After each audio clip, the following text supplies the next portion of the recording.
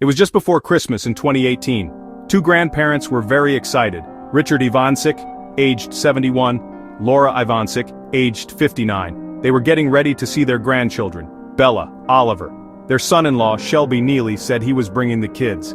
He also said their daughter, Jamie, would be with them. This news filled the grandparents with joy. They missed their daughter and grandchildren and were counting the days. But underneath the excitement there was a deep worry. Nobody in the family had seen or spoken to Jamie for nearly a year. The last time anyone saw her face was a FaceTime call in January. Since then, there had only been text messages. The messages seemed strange, not like Jamie. The excuses for not calling or visiting grew more unbelievable. Richard, Laura, and Amy's siblings grew increasingly concerned. They couldn't understand why she was so distant. Yet they lived just 10 miles away in Port Richey, Florida. And still no visits for a year. The grandparents kept asking questions, trying to understand. They just wanted to hear Jamie's voice and know she was okay. Shelby kept making excuses, and the family's worry grew each day.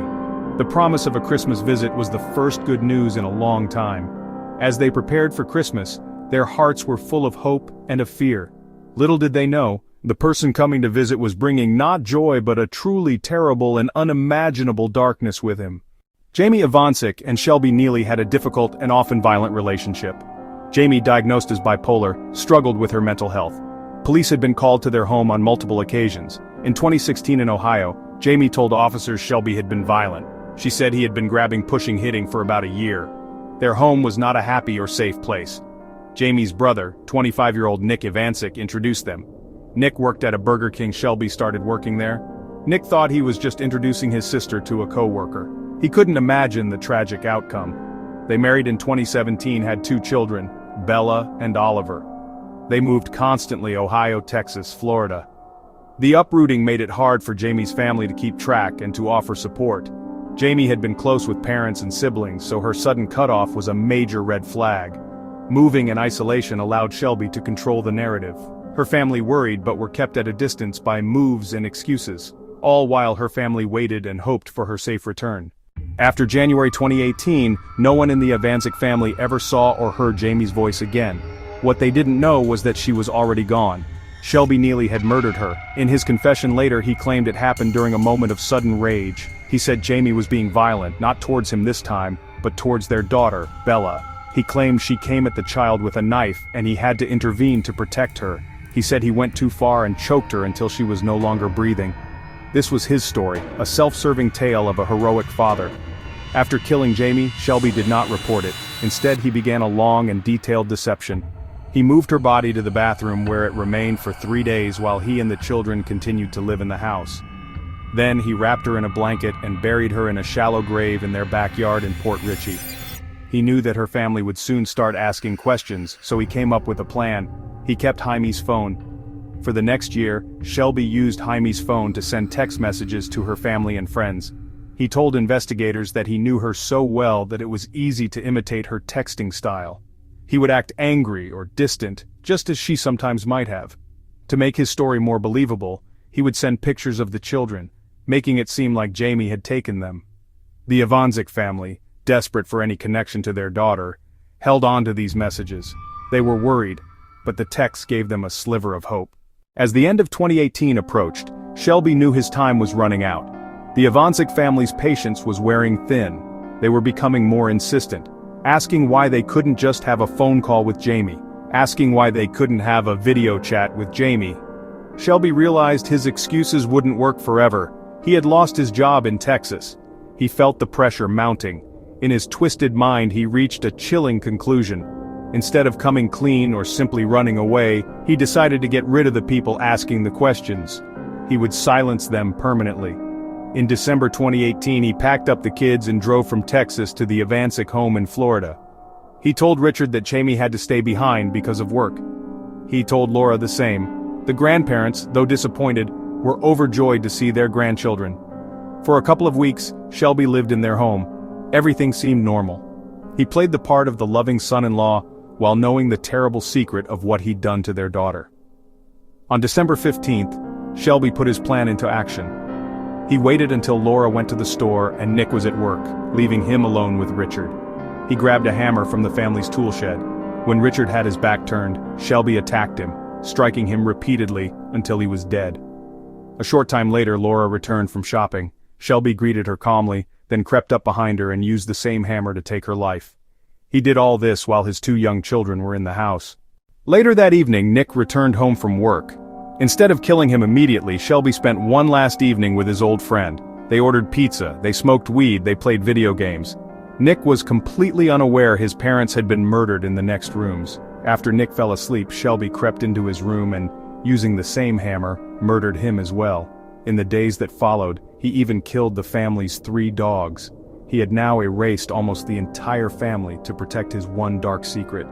There were empty energy drink cans, Domino's pizza boxes, signs of drug use scattered around the ransacked rooms. After Christmas came and went, other relatives grew extremely worried. They hadn't heard from Richard, Laura, or Nick. After several failed attempts to contact them, a concerned relative from out of state called the police and requested a welfare check. On January 1, 2019, officers arrived at the Ivancic home in Tarpon Springs, Florida. What they discovered inside was a scene of pure horror. It shocked even the most experienced officers. It was a true house of horrors, far worse than anyone could have imagined. Inside the home, police found the bodies of Richard, Laura, and Nick. They had been dead for about 2 weeks and were starting to decompose. Bizarrely, their faces had been covered with spray paint, a strange attempt by Shelby to mask the smell of death. Investigators quickly found 2 very important clues. The first was a receipt from a local Home Depot, dated December 18th. The receipt was for items like rope, duct tape, tarp. The second clue, Laura Ivancic's Kia was missing from the property, while Shelby and Jamie's car was still parked outside. This immediately made Shelby and the missing children the focus of the investigation. Police knew they had to find them, and fast. They obtained the security camera footage from Home Depot, which clearly showed Shelby Nealy buying the items on the receipt. In the video, he was nonchalantly pushing his 2 young children in the shopping cart as he bought the cleanup supplies. At the same time, they put out an alert for Laura's missing car. It didn't take long to track the vehicle across state lines to Ohio. And who was driving it? Shelby Nealy. The clues were all pointing directly at him, painting a clear picture of his guilt. When police in Ohio located Shelby Nealy, he was still driving his murdered mother-in-law's car. His 2 children were with him, physically unharmed. He was arrested without any trouble on January 3, 2019. But one major question remained. Where was his wife, Jamie? Once in custody, Shelby did not try to outsmart the police. He confessed to everything, almost immediately. He admitted to brutally murdering Richard Ivancic. He admitted to brutally murdering Laura Ivancic. He admitted to brutally murdering Nick Ivancic with a hammer. During his police interview, he finally revealed the truth about Jamie. He told officers she had never left their old home in Port Richey. I buried her in my backyard. He then directed police to the shallow grave where they found her remains. The legal process for Shelby Nealy moved forward. In 2023, he pleaded guilty to all 4 counts of murder. For the murder of his wife, Jamie, he accepted a plea deal and was sentenced to 30 years in prison. For the murder of Richard, Laura, and Nick Ivancic, the prosecution sought the highest possible penalty, death. They argued he committed these murders to avoid being arrested for his first crime, killing each person to cover up the previous murder. The defense argued for a life sentence, asking for mercy for the sake of his children. The jury listened to all the evidence for 2 weeks. They heard about the brutal nature of the crimes and Shelby's cold, calculated actions. After deliberating for only 2 hours, they returned with their decision. By a vote of 11-1, the jury recommended that Shelby Nealy be sentenced to death. In Florida, a unanimous vote is no longer required, so this overwhelming majority was enough to move the recommendation forward. The story of Shelby Nealy and the Ivancic family is a terrible tragedy that teaches us a painful but important lesson. It shows us how crucial it is to be careful about who we let into our lives and into our families. Nick Ivancic thought he was just helping out a coworker, but he unknowingly brought a monster into his family's circle. The story also highlights the danger of ignoring red flags in a relationship. The violence and control in Shelby and Jamie's life were warning signs of a deeper darkness that was allowed to grow.